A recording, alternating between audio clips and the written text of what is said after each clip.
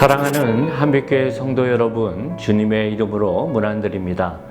이번 주도 주님과 함께 힘있게 서는 우리 모두 되기를 소망합니다.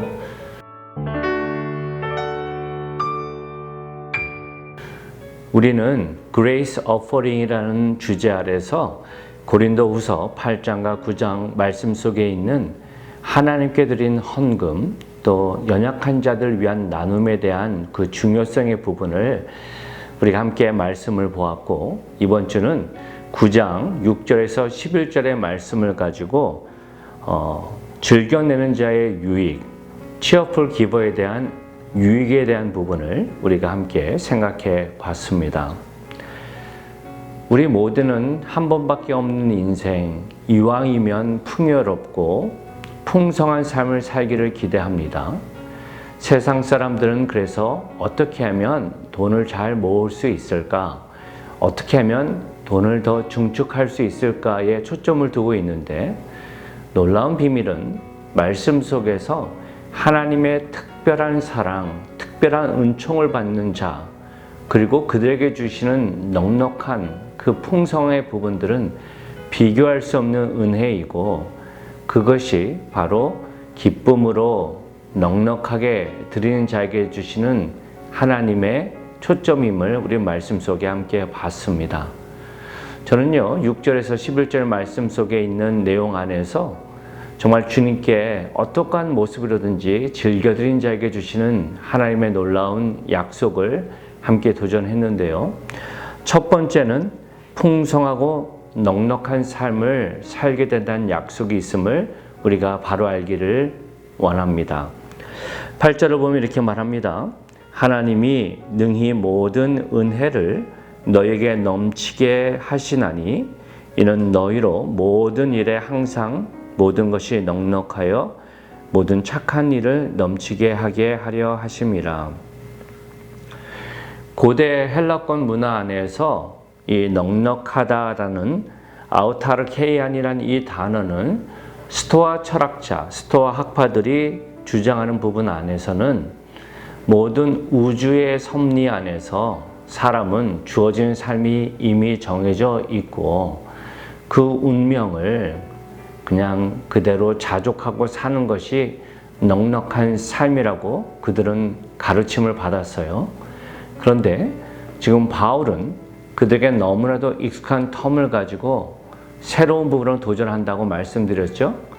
그것은 우리의 진정한 공급자 되시고 풍성함 되신 하나님께서 그 cheerful giver를 향해서 그 내면과 삶의 모든 상황을 정말 풍성케 하시는 은혜가 있음을 너희들이 알고 더욱더 적극적으로 나가면 좋겠다라고 도전한다 말씀드렸습니다. 핵심은 무엇입니까?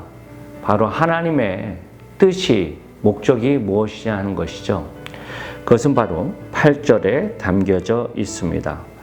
모든 착한 일을 넘치게 하게 하려 하심이라.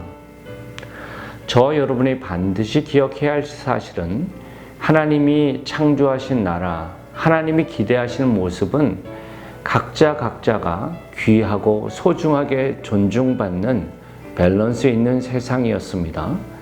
그런데 죄가 들어오고 힘 있는 자가 군림할 때 결국 상대적으로 약하고 또한 흙수저를 물고 태어난 사람들은 그 가운데 불합리한 가운데 더 어렵고 고통 속에 있을 수 있는데, 하나님의 은혜 안에 살아가는 성도가 그들을 배려하고 나누고 베푸는 모습으로 나아갈 때 하나님은 그것을 기뻐하시고 그들에게 더욱더 풍성하게 나눌 수 있도록 공급하신다는 비밀입니다. 여기서 저와 여러분이 잊지 말아야 할 사실은 내가 얼마나 많이 갖고 있는가가 중요한 것이 아니라 내가 하나님 은혜 안에서 어떠한 영적인 눈으로 세상을 바라보는가가 중요하다고 도전했습니다. 잠언서 22장 9절은 이렇게 말합니다. 선한 눈을 가진 자는 복을 받으리니 이는 양식을 가난한 자에게 줌이니라. 우리 주변을 살펴보면서 나의 도움이 필요한 자, 연약한 자들을 바라볼 수 있고 또 그들에게 내가 갖고 있는 소중한 것을 나눌 수 있는 모습이 될 때 주님은 그 사람을 더욱더 집중해 보시고 풍성한 도구로 나아갈 수 있도록 공급하심을 우리는 봅니다. 바라기는 저와 여러분이 말씀 안에서 주변을 살피고 또 주님 앞에 기쁨으로 드림으로 더욱더 풍성함을 경험하기를 기대합니다. 두 번째로 즐겨내는 자의 유익은 의의 열매를 넘치게 맺게 된다라고 말합니다. 9절을 보면 이렇게 말해요. 기록된 바 그가 흩어 가난한 자들에게 주었으니 그의 의가 영원토록 있느니라 함과 같으니라. 풍성함으로 즐김으로 나눌 때 하나님은 더 풍성케 하시고 그 다음에 의롭게 하신다, 의롭게 칭하신다라고 말했는데 그 말씀은 시편 112편 9절을 근거로 한다고 말했죠. 이렇게 말합니다. 그가 재물을 흩어 빈궁한 자들에게 주었으니 그의 의가 영구히 있고 그의 뿔이 영광 중에 들리리로다. 구약에서 뿔을 얘기할 땐 힘과 권세를 말합니다. 성도가 다른 이들을 향해 넉넉함으로 나누는 모습이 될 때 세상은 그를 높이고 권세 있게 바라본다라고 말합니다.